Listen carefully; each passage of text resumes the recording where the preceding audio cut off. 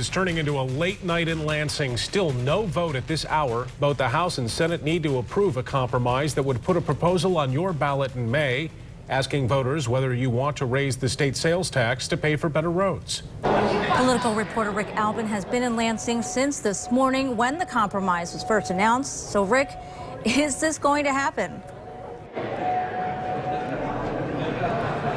Well, that's really the big question. Will they be able to put the votes together? That's 2/3 of the entire membership of the state house, the 110 members behind me over there, and then the 38 members, 26 of which would have to vote in favor in the Senate. Senate's been in caucus for the past hour or so. They just came back in.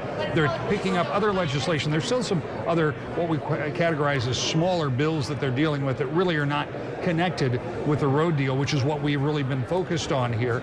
And so far, they have not gone to that conference committee, which we were told should have taken place an hour or so ago. They continue to say it's about drafting, putting the language together, and after all, you're making a number of changes in the Constitution. So there is some legitimacy to the fact that you have to do due diligence, take your time, and it also has to be approved by both Republicans and Democrats, that is the language, before they can take it into that conference committee. We expect that should happen, we hope, sometime within the next hour or so.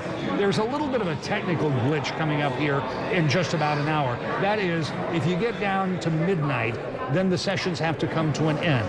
Then they have to be closed up, essentially. You gavel them in again, you do all the procedural stuff to start over. All of that takes time.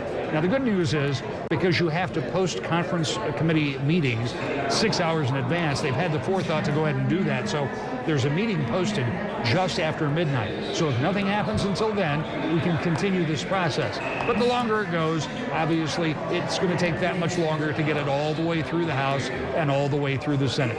And the big question that remains is, can you get to the 2/3 vote? I think there's a little more optimism here at 11 o'clock than there was maybe at 8:30, but I don't think anybody knows for sure because we haven't seen any votes go up on the board, and we probably won't for at least another hour or so. But we'll continue to stay here because right now the big news is there is somewhat of a deal. There is no legislative part of this. There is no fallback. If it passes here, you'll be asked to vote in May. If it fails, there's no new money for roads. The entire thing goes away. That is what the deal has finally come to be. That doesn't please everybody, but that much we know. What we don't know is if it will get through these two houses. If it does, we'll be following it all the way through May. Well, Rick, I imagine it has to be frustrating for many out there. It is becoming a late night. What is the temperature? Are lawmakers putting pressure on each other?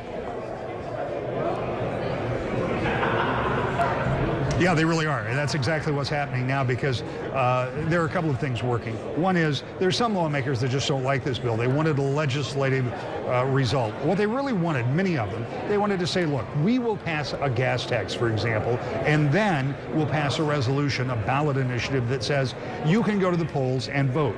If you vote for the sales tax increase, the gas tax goes away. If you don't vote for the sales tax increase, the gas tax stays.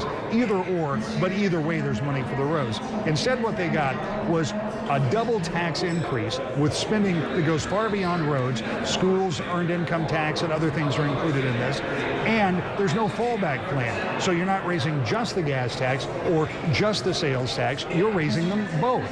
And they both would remain in effect because this would change the Constitution, it would change some of the formula, and all of this came together late last night. I first heard about this plan. It was announced today, and so there's frustration on the part of members that they weren't ready. This wasn't exactly what they were expecting.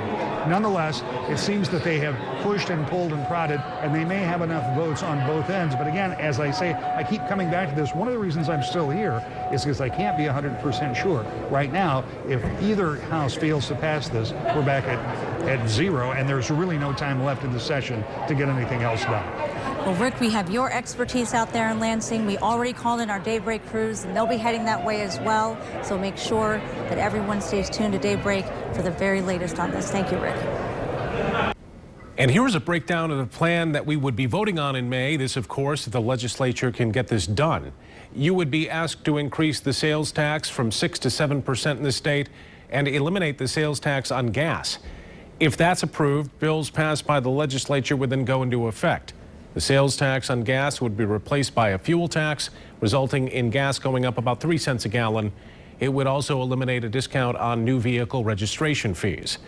The end result, $1.2 billion to fix our roads, $112 million for transit, an extra $300 million for schools, and it would also restore the earned income tax credit, which would mean about an extra $300 a year for low-income families.